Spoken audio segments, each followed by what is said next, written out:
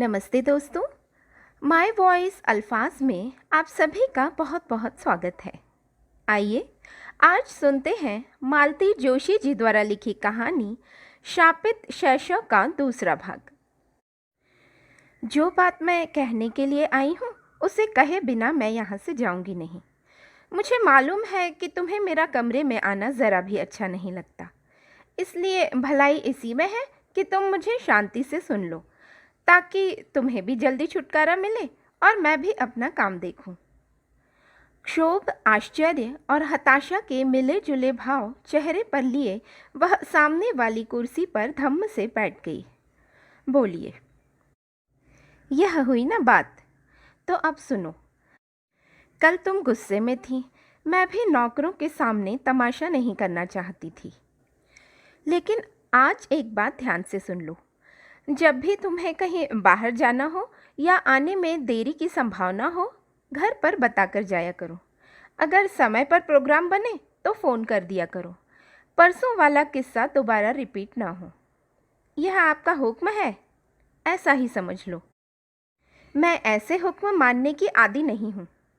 मानना पड़ता है पारुल, तुम तो हॉस्टल में रह चुकी हो, जानती हो वहाँ भी एक डिसिप्लिन होता है। फिर यह तो घर है, घर है तभी तो। यहाँ तो आज़ादी से रहने दीजिए।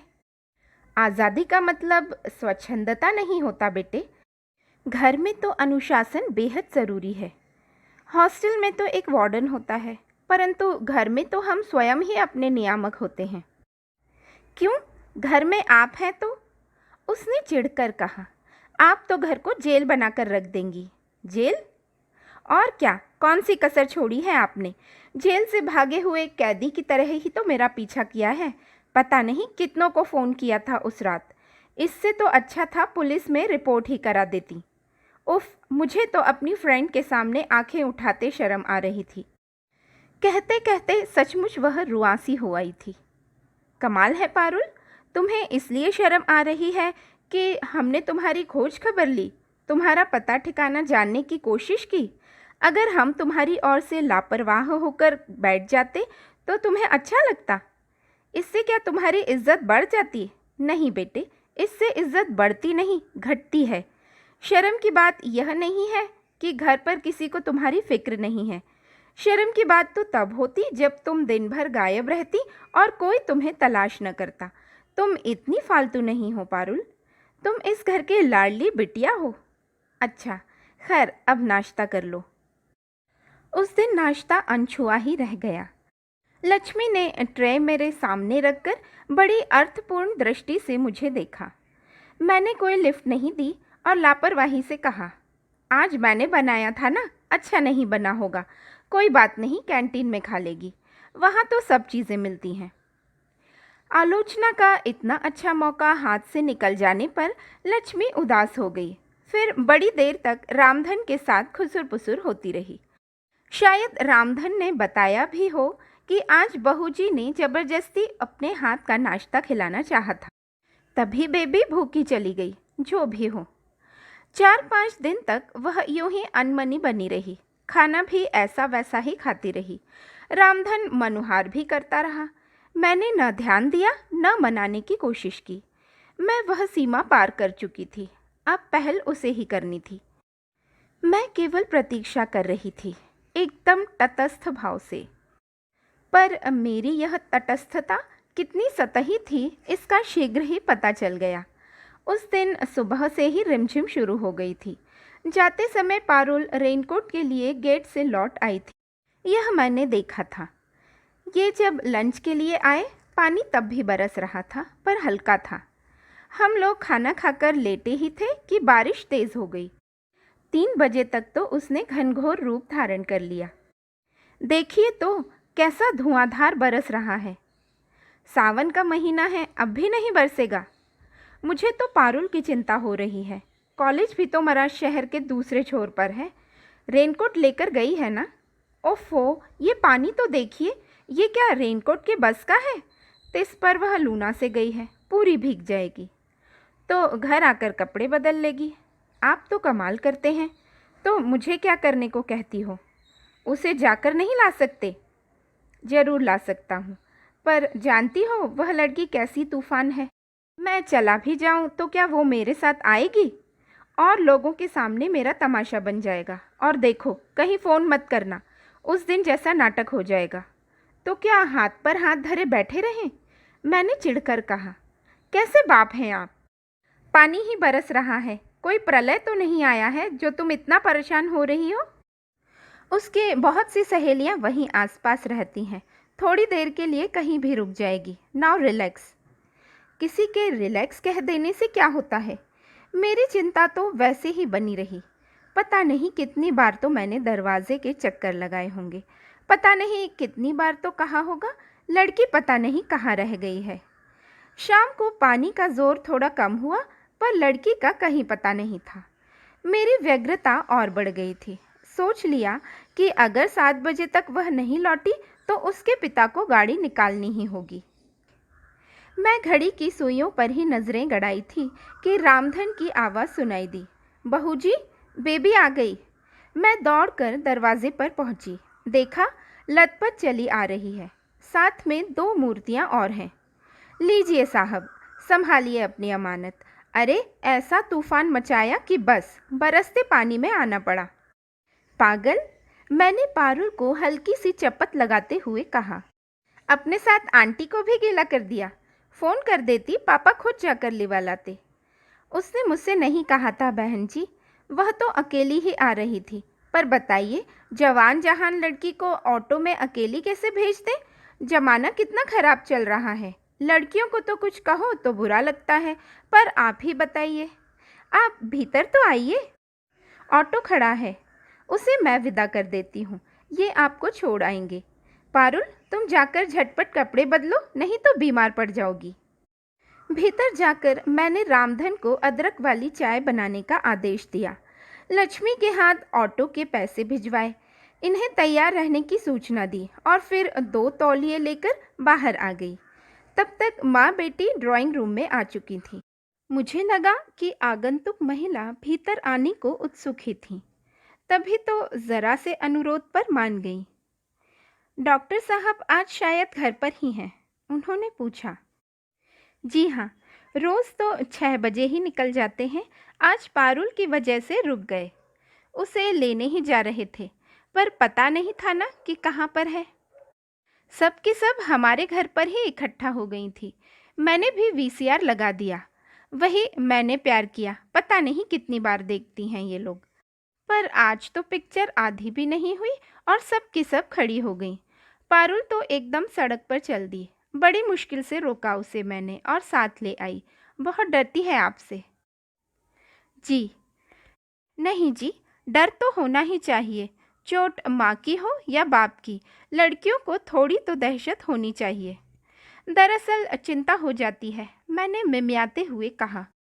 एक बार पता रहे कि कहाँ है तो फिर कोई बात नहीं, पर यही तो मैं इनसे कह रही थी। घर में माँ होने से बहुत फ़र्क पड़ता है, भले ही वह। मम्मी, उनके सौतेली कहने से पहले ही लड़की ने टपट दिया। मम्मी, तुम्हें कुछ मालूम तो है नहीं, बस बोलती जा रही हो। डर वर की कोई बात नहीं है। दरअसल उसकी गीतांजलि और शाहीन से झड़प हो गई थी, इसलिए वह पिक्चर छोड़कर चल पड़ी थी। अरे, मुझे तो पता ही नहीं चला, क्या हुआ था? मम्मी की आंखें उत्सुकता से फैल गईं। बिटिया ने हताश होकर मेरी ओर देखा, फिर संक्षेप में बताया। अरे वो गीता और शाहीन है ना, बहुत नाटक करती हैं। खुद ही पिक्चर लगाने को कहा और खुद ही बीच में उठकर खड़ी हो गई। बोली कि देर हो रही है, घर जाएंगी। पारुल ने कहा कि ऐसी भी क्या जल्दी है, थोड़ी देर बाद चलते हैं, घर तो सभी को जाना है। तो दोनों कहती क्या है, तुम्हारी बात अलग है, तुम तो फ्री बर्ड हो, घर पर कोई कहने सुनने वाला नहीं है। लेकिन हमारी अम्मा लोग तो हमारी जान ही ले लेंगी। बस पारुल को ताव आ गया। अच्छा हुआ कि उसी समय चाय आ गई और मैं प्रस्तुत घटना पर टिप्पणी करने से बच गई। चाय पीते ही बिटिया उठ खड़ी हुई। मजबूरन माँ को भी उठना पड़ा। मैंने इन्हें आवाज़ दी। तब तक पारुल भी कपड़े बदल कर आ गई थी। पानी अभी थमा नहीं था, इसलिए हम दोनों ने मेहमानों को दरवाजे से ही विदा किया। गाड़ी गेट से बाहर निकल गई। तब हम लोग भीतर आए। देखा पारुल के बालों से अब भी पानी टपक रहा था। मन हुआ उसके कंधे पर पड़ा टॉवेल खींचकर उसका सिर अच्छे से पोंछ दूं, पर हिम्मत ही न पड़ी। मुझे खुद विश्वास नहीं हो रहा था कि अभी थोड़ी देर पहले मैंने ही हल्की सी चपत लगाई थी। शायद वह मेरी अतिशय व्यग्रता का परिणाम था। बाल ठीक से सुखा लो पारुल, नहीं तो जुकाम हो जाएगा। अपना ड्रायर भिजवा दूं क्या? वह सिर्फ मुझे देखती रही। अच्छा, पहले गर्मा गर्म चाय तो पी लो। काका ने अदरक डालकर बढ़िया चाय बनाई है। चाय मैं कमरे में पी लूँगी, उसने मेरे हाथ से कप लेते हुए कहा। फिर जाते हुए दरवाजे में ठिठक कर बोली, थैंक यू मम्मी। मैं खुश थी और चकित भी। रात को इच्छा हुई कि यह सुसंवाद इन्हें भी सुना दूं, पर अपने को रोक लिया। क्या पता यह उपलब्धि क्षणिक ही हो। हम खुद समझ नहीं पाते, पर हमारे अवचेतन में एक अदृश्य कंप्यूटर लगा होता है जो अपने आसपास की आवाज़ों को नोट करता रहता है। उसमें ज़रा भी व्यतिक्रम हो जाए तो मन चौंक उठता है। उस दिन ऐसा ही हुआ। सुबह 10 बजे लूना की चिर परिचित आवाज़ कानों में नहीं पड़ी तो मन बेचैन हो उठा। फिर सोचा मैं भी कैसे बेवकूफ़ हूँ, लूना तो कल घर आई ही नहीं। किचन में जाकर रामधन से कहा, काका बेबी तैयार हो जाए तो ऑटो ले आना, लूना घर पर नहीं है। बेबी तो शायद कॉलेज नहीं जा रही। क्यों, तबीयत खराब है क्या? का पता, पड़ी तो है। नाश्ता किया था? हाँ, थोड़ा मोड़ा। मैं पलटकर उसके कमरे की ओर चल दी, पर रास्ते में ही ठिठक गई। मेरा कमरे में जाना उसे पसंद आएगा? छिड़क तो न देगी? पर अब बीच रास्ते में से लौटूंगी तो नौकरों के उपहास का पात्र बनूंगी। पारुल, मैंने नॉक नहीं किया, जी कड़ा करके सीधे कमरे में ही दाखिल हो गई। तुम्हारी तबीयत तो ठीक है ना? आज कॉलेज नहीं गई ना, इसी से पूछा। मैंने अपनी अनधिकार चेष्टा की सफाई देते हुए कहा। मुझे लगा कि अब वह कहेगी नहीं गई तो आपसे मतलब, पर वैसा नहीं हुआ। क्षीण स्वर में बोली, यूं ही नहीं गई, सिर ज़रा भारी लग रहा था ना, सोचा आज छुट्टी ही सही। सिर तो भारी होगा ही, कल कितना भीग गई थी तुम। रात को याद ही नहीं रहा, पापा से एक हाथ गोली ले लेती तो ठीक रहता। वैसे गोली लेने से भी कोई फर्क नहीं पड़ता, जुकाम तो अपनी मियाद पूरी करके ही पिंड छोड़ता है। हाँ, दवाई लेने से थोड़ा रिलीफ ज़रूर हो जाता है। मुझे पता ही नहीं चला कि बात कहते हुए मैं कब उसके पास पहुंचकर उसके सिर पर हाथ फेरने लगी थी। जब होश आया तो देखा मेरा वह स्पर्श उससे सहा नहीं जा रहा है।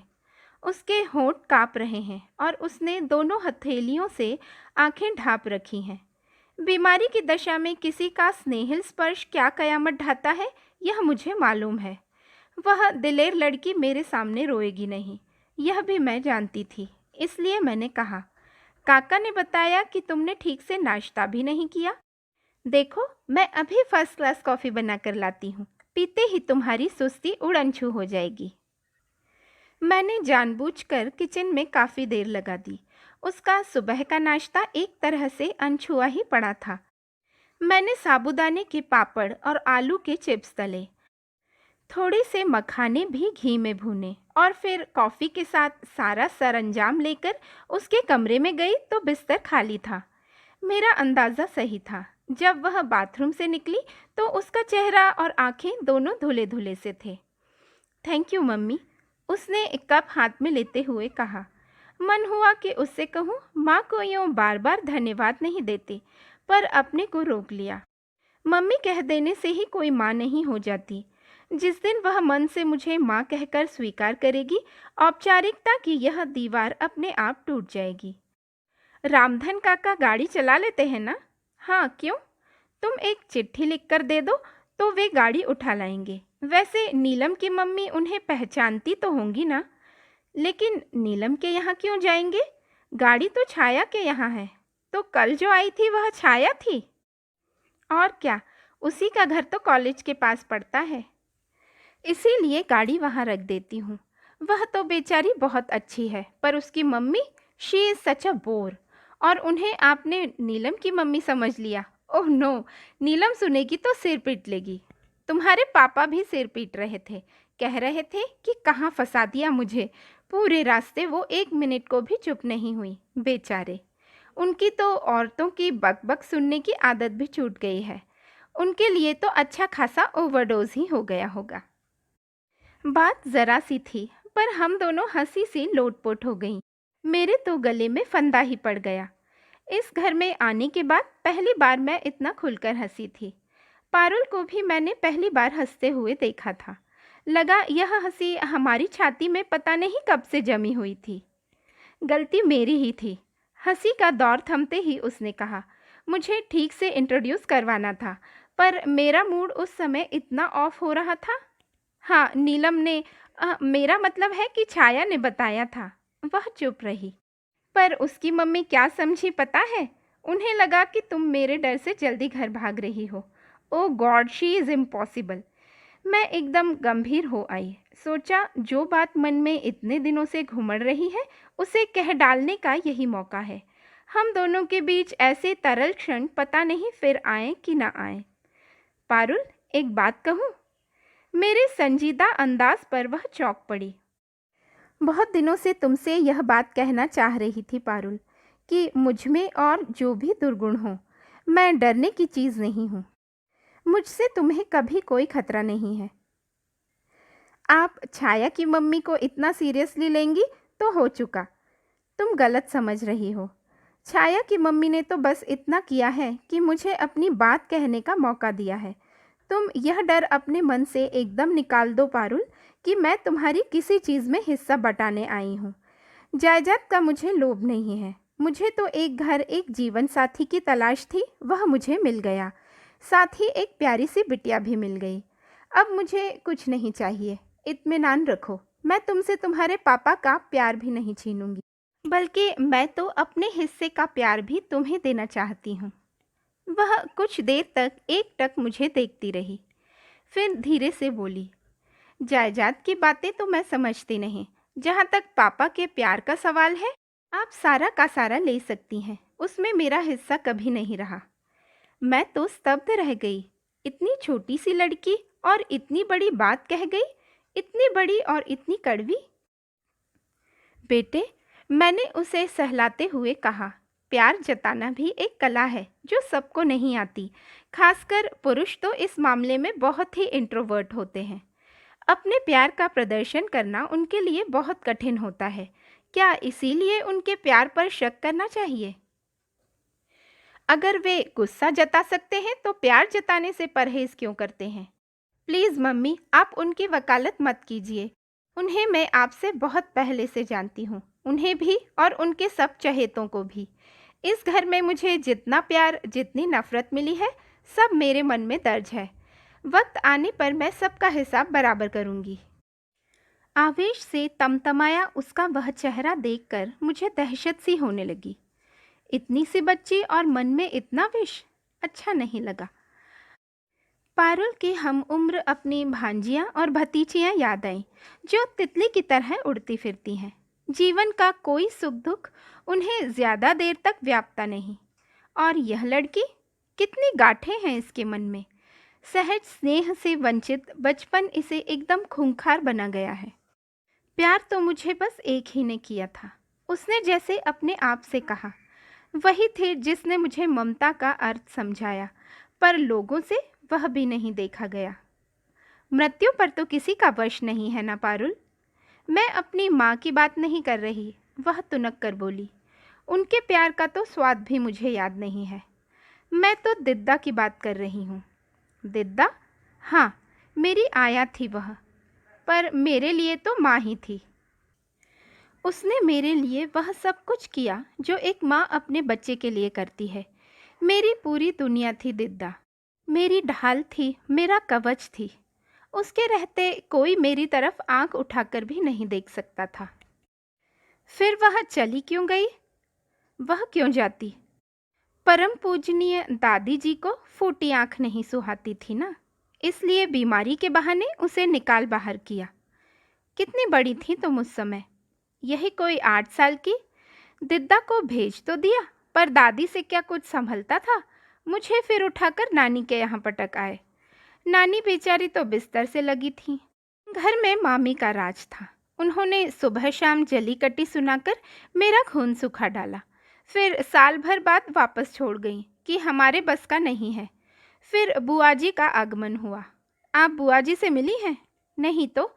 ज़रूर मिलिएगा, जी खुश हो जाएगा। दादी की ट्रू कॉपी है।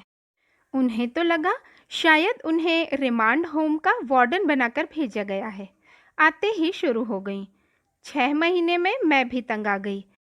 दादी से भी देखा नहीं गया। बोली, लड़की को उठाकर हॉस्टल में डाल दो। पापा तो ठहरे श्रवण कुमार।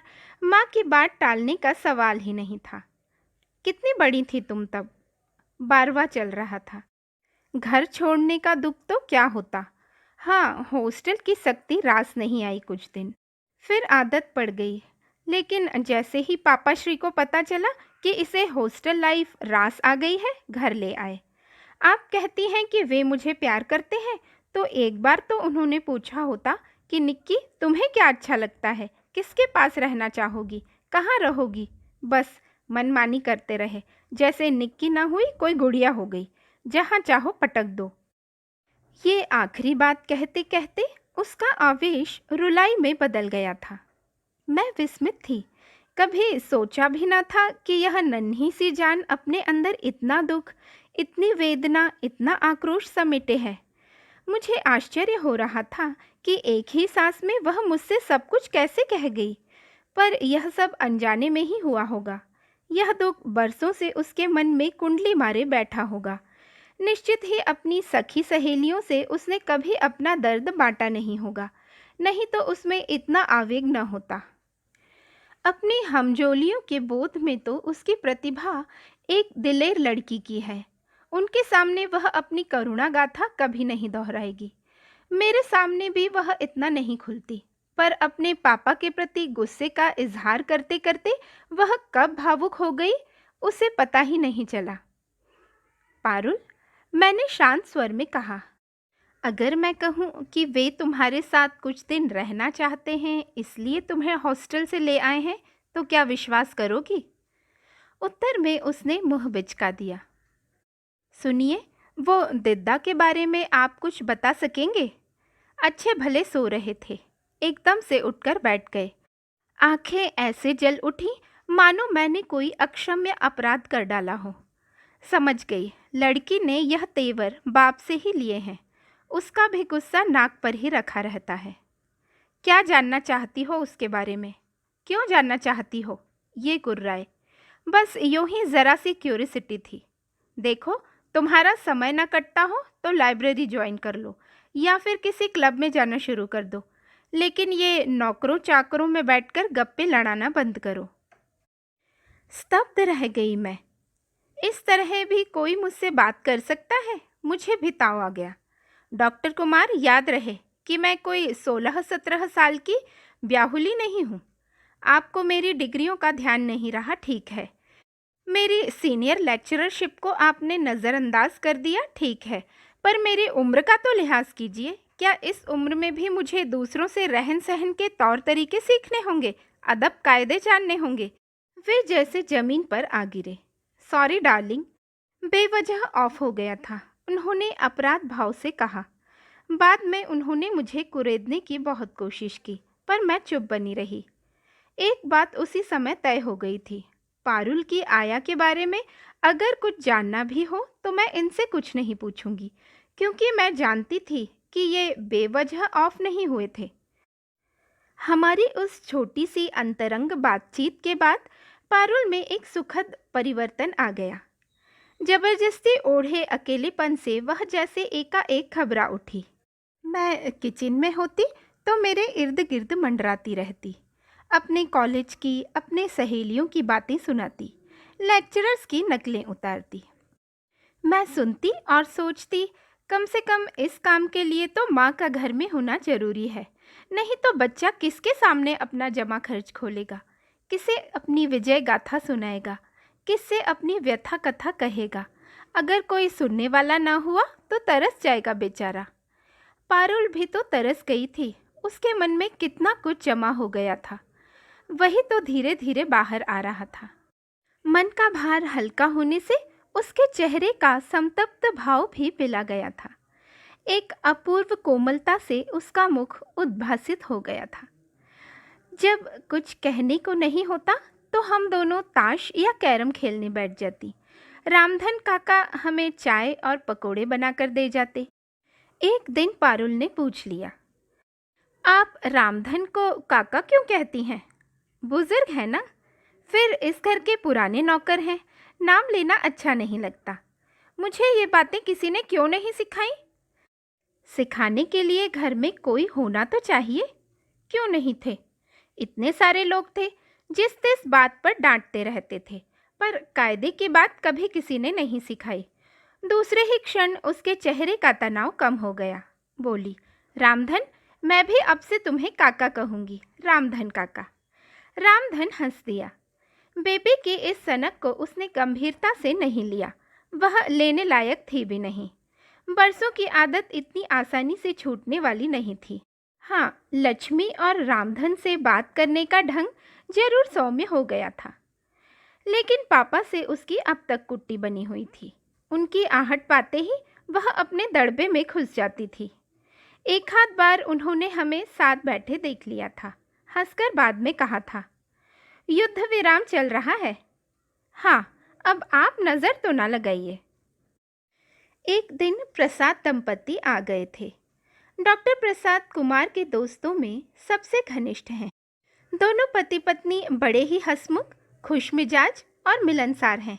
यूँ तो पारुल कभी भी मेहमानों के सामने नहीं आती, पर प्रसाद अंकल से उसकी पटती है। वे आते ही उसे खींचकर बाहर निकालते हैं, कॉलेज के हालचाल पूछते हैं, कभी कभी आइसक्रीम खिलाने बाहर भी ले जाते हैं। उनके बच्चों के साथ तो वह एकदम बच्ची बन जाती है। उनका गदबदा छुटकू जो 9 साल के अंतराल से पैदा हुआ है, बड़ा प्यारा है। पारुल तो उस पर जान देती है, देखते ही लपक कर उठा लेती है। उस दिन भी पारुल ने छुटकू को देखते ही किताब फेंक दी, फिर रवि, शशि और नन्हे हनी को लेकर सीधे छत पर चली गई। उन लोगों की धमाचौकड़ी की गूंज नीचे तक आ रही थी। दीदी, मिसेस प्रसाद बोली, अब आप भी एक प्यारा सा खिलौना ले आइए। निक्की को बच्चों का कितना शौक है, देख रही है ना। इस उम्र में बच्चे की कल्पना भी मेरे लिए हास्यास्पद थी। संयत स्वर में मैंने कहा, घर में जो 2 बच्चे पहले से हैं, उन्हें ही तो मैनेज करना मुश्किल हो रहा है। नई मुसीबत मोल लेकर क्या करूँगी? कोई मुसीबत नहीं होगी भाभी, अपने आप दोनों रास्ते पर आ जाएंगे। घर में थोड़ी रौनक हो जाएगी तो इस तरह भागते नहीं फिरेंगे। और क्या, भाई साहब तो जब देखो अपने मरीजों से ही घिरे रहते हैं। दीदी, आप भी कुछ कहती नहीं हैं। भाभी क्या कहेंगी, काम जो इतना फैला रखा है, समेटने में देर तो लगेगी। उस वक्त तो समय काटना एक समस्या थी। अकेला घर काटने को दौड़ता था, इसीलिए बेचारा अपने को उलझाए रखता था। मैं दोनों की बातचीत तटस्थ भाव से सुन रही थी।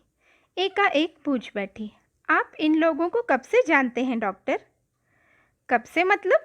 हम लोग तो साथ में पढ़े हैं। तब तो आपने पारुल की मम्मी को भी देखा होगा। हाँ, मैंने तो देखा है, पर शायद संध्या ने नहीं देखा। क्यों डार्लिंग? हाँ, हम लोगों की शादी में वह नहीं थी। मैं जब पहली बार माताजी से आशीर्वाद लेने आई तो निक्की को देखा था। आया की गोद में चढ़कर घूम रही थी। तब बिन माँ की उस नन्ही सी बच्ची को देखकर बहुत दुख हुआ था। लेकिन वह आया भी गजब की थी भाभी, यह समझ लीजिए कि माँ से बढ़कर थी। इतनी अच्छी आया को उन्होंने निकाल क्यों दिया? यह आपसे किसने कह दिया? निकाला नहीं था भाभी, उसे टीबी हो गया था। यहाँ घर में कैसे रखते? इलाज के लिए उसे हॉस्पिटलाइज तो करना ही पड़ा। कुमार ने खुद सारा इंतज़ाम किया था। वह जब तक ठीक नहीं हो गई, कुमार बराबर उसके इलाज के लिए पैसे भेजता रहा। उसके घर का पता जानते हैं? कुमार को मालूम होगा। नहीं, मैं उनसे नहीं पूछना चाहती। आप ही किसी तरह पता लगा सकें तो लगाइए। पता तो खैर टीबी हॉस्पिटल से ही मिल जाएगा, पर बात क्या है? मैं उसे वापस बुलाना चाहती हूँ। पर क्यों? अब तो वह बहुत बूढ़ी हो गई होगी। निक्की को भी अब आया की ज़रूरत नहीं रही। 8-10 साल में कोई इतना बुढ़ाता नहीं डॉक्टर, और निक्की को अब भी उसकी ज़रूरत है। उसके अवचेतन में अब भी वह बसी हुई है। उसे खोने का दुख अब भी उसके मन में ताज़ा है। मैं चाहती हूँ वह फिर से यहाँ आकर रहे और पारुल का बचपन लौटा दे। कुमार राजी होगा? वह मेरा जिम्मा रहा। पहले आप पता तो लगाइए। Treat it as an urgent case, top priority. समझ रहे हैं ना? बिल्कुल समझ रहा हूँ भाभी। उसके बाद लगातार 3-4 दिन तक मैं डॉक्टर प्रसाद के फ़ोन की प्रतीक्षा करती रही। चौथे दिन वे खुद ही आ गए। वह जानबूझकर ऐसे समय आए थे जब उनके मित्र घर पर नहीं थे। मैंने मन ही मन उनकी समझदारी की दाद दी। भाभी, मैंने आपका काम तो कर दिया है, मतलब गंगाबाई का पता तो लगा लिया है, बट आई एम अफ्रेड आप उसे घर नहीं ला सकेंगी। क्या मतलब? अभी आप सुन रहे थे कहानी शापित शैशव का दूसरा भाग। कहानी आपको कैसी लग रही है ज़रूर बताइएगा, और कहानी सुनाने का प्रयास आपको अच्छा लगा हो तो चैनल को सब्सक्राइब कीजिए। फिर जल्द ही मिलते हैं कहानी शापित शैशव के तीसरे व अंतिम भाग के साथ। तब तक खुश रहिए, स्वस्थ रहिए और अच्छी अच्छी कहानियाँ सुनते रहिए। धन्यवाद।